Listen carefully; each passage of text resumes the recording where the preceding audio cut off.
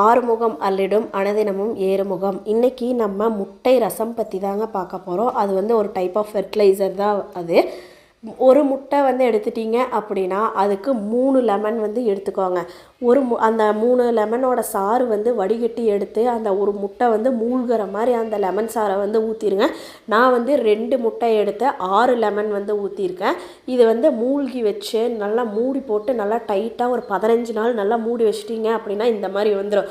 15 நாள் கழித்து அதை எடுத்து ஒரு கத்தி வச்சு நல்லா உடச்சி விட்டு ஒரு முட்டைக்கு 50 கிராம் வந்து கரும்பு சக்கரை போடணும். நான் வந்து 2 முட்டைங்கிறனால 100 கிராம் கரும்பு சக்கரை போட்டு ஒரு கத்தியை வச்சு நல்லா கலக்கி விட்டு மறுபடியும் மூடி போட்டு வச்சு நீங்கள் மறுபடியுமே ஒரு 15 நாள் வந்து இதை நல்லா ஏர்டைட் கண்டெய்னரில் மூடி வச்சு ஒரு நிழல் பாங்கான இடத்துல வந்து வச்சுருங்க. நான் வந்து மார்ச் 15ஆம் தேதி இதை வந்து மூடி வச்சேங்க. இப்போ மார்ச் 30ஆம் தேதி வந்து ஆயிடுச்சு. கரெக்டாக 15 நாள் ஆயிடுச்சு. இப்போ ஓப்பன் பண்ணி பார்க்குறேன். அது கெட்ட வாடையே அடிக்காதுங்க. பாருங்கள் எப்படி நொதிச்சு போயிருக்கு அப்படின்னு. இதை நீங்கள் வேற ஒரு டப்பாவில் எடுத்து நல்ல ஒரு வடிகட்டி வச்சு வடிகட்டி எடுத்துக்கோங்க. இந்த கசடையுமே வந்து நம்ம வேற ஒரு சின்னதாக ஒரு பாத்திரத்தில் தண்ணி வச்சு நல்லா வாஷ் பண்ணி எடுத்துக்கலாம். இந்த மாதிரி தாங்க இருக்கும் அந்த முட்டை ரசம் வந்து. இது நீங்கள் வந்து வருஷக்கணக்கிலையும் கூட வச்சு வந்து யூஸ் பண்ணிக்கலாம்.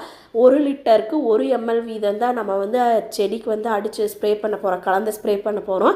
இப்போது நம்ம ஒரு தனியாக ஒரு பாத்திரத்தில் வந்து எடுத்து அந்த கசடை வந்து நல்லா வாஷ் பண்ணி அந்த கசடை வந்து தூக்கி வீசிடுங்க.